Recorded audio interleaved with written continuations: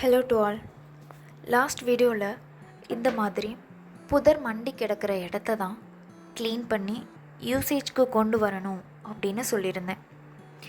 Clean பண்ணின இந்த இடத்த யூசேஜ்க்கு கொண்டு வரதில் சில சவால்கள் இருக்குது அப்படின்னு சொல்லியிருந்தேன். ஸோ அது எந்த மாதிரியான சவால்கள் அப்படிங்கிறத இந்த வீடியோவில் பார்க்கலாம். இந்த இடத்துல பழமரக்கன்றுகள் நடணும் அப்படிங்கிறது தான் என்னோடய ஆசையாக இருந்தது. அதுக்காக எங்களால் முடிஞ்ச எங்களால் அஃபோர்ட் பண்ணக்கூடிய ஒரு சின்ன லிஸ்ட்டை க்ரியேட் பண்ணிக்கிட்டு எங்களுக்கு பக்கத்தில் இருந்த ஒரு நர்சரிக்கு தான் நாங்கள் போயிருந்தோம். நான் எக்ஸ்பெக்ட் பண்ணின எல்லா செடிகளும் அங்கே இல்லைனாலும் நர்சரி பார்க்குறதுக்கு ரொம்ப க்ரீனிஷாக கண்ணுக்கு நிறைவாக அழகாகவே இருந்துச்சு. பூச்செடிகள், மணி பிளான்ட், பழமரக்கன்றுகள் அப்படின்னு லிமிட்டடாக தான் இருந்துச்சு. கொஞ்சம் சீட்ஸும் சேல்ஸ்க்கு வச்சுருந்தாங்க. நெக்ஸ்ட் வீக்கில் நிறைய பழமரக்கன்றுகள் வரும்னு சொல்லியிருந்தாங்க. பட் நெக்ஸ்ட் வீக் வரைக்கும் வெயிட் பண்ணுற அளவுக்கு எனக்கு பொறுமை இல்லை.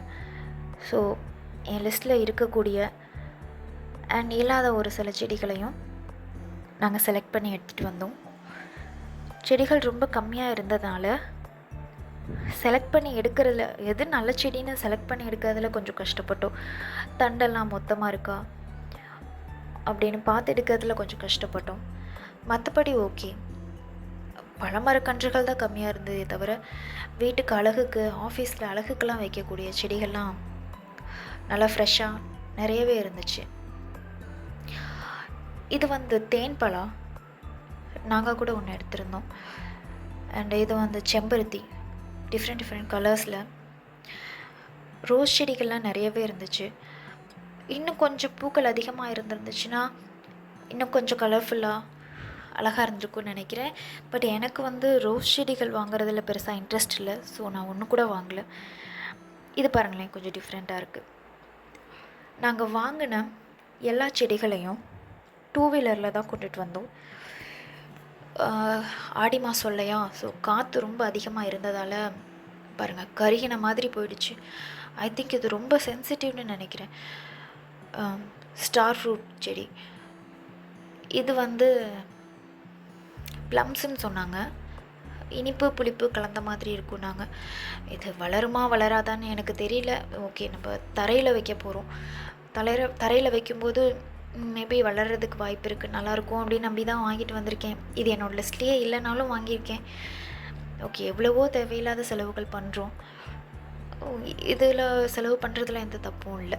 ஐ திங்க் எந்தெந்த இடத்துல என்னென்ன செடிகளை நடலான்னு ஓரளவுக்கு பிளான் பண்ணினதுக்கப்புறம் தான் குழி பறிக்க ஸ்டார்ட் பண்ணோம். ஒரு பக்கமாக இருந்து எங்களுக்கு தேவையான இடங்களில் குழி பறித்தோம். ஸ்டார்டிங்கில் ஓகே, மண்ணு கண்டமும் நல்லா தான் இருந்துச்சு.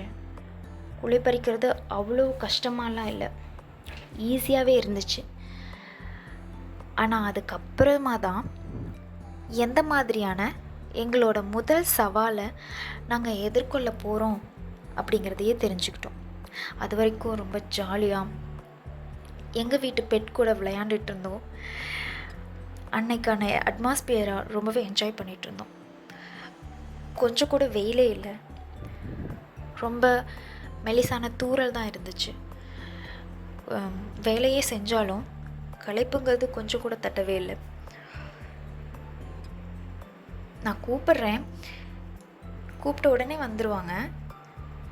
பட் வாய்ஸ் எங்கே கேட்குதுன்னு தெரியல போல இருக்குது. ரொம்ப தேடுறாங்க மேடம். கொஞ்சம் இல்லை, ரொம்பவே நாட்டி, பார்த்தாலே தெரியும். ஸ்டார்டிங்கில் ஈஸியாக இருந்துச்சு, பட் அதுக்கப்புறம் தான் ப்ராப்ளமே. 1.5 அடிக்கு கீழே ஃபுல்லாக பாறை தான். குழி பறிக்கிறது ரொம்பவே கஷ்டமாக இருக்குது. பார்க்கும்போது உங்களுக்கே தெரியும்னு நினைக்கிறேன். இதுதாங்க நான் சொன்ன சவால்களில் முதல் ஒன்று. இதில் செடி நட்டால் வளருமா வளராதா, வளர்ந்தாலும் வெயில் காலங்களில் காய்ச்சல் தாங்குமா அப்படிங்கிறது தெரியல. இந்த இடத்துல செடி நட்டோமா நடலையா, ஸோ நெக்ஸ்ட் நாங்கள் என்ன பண்ணினோம், எப்படி சமாளித்தோம் அப்படின்றதெல்லாம் நீங்கள் தெரிஞ்சுக்கணுன்னு நினைக்கிறேன்.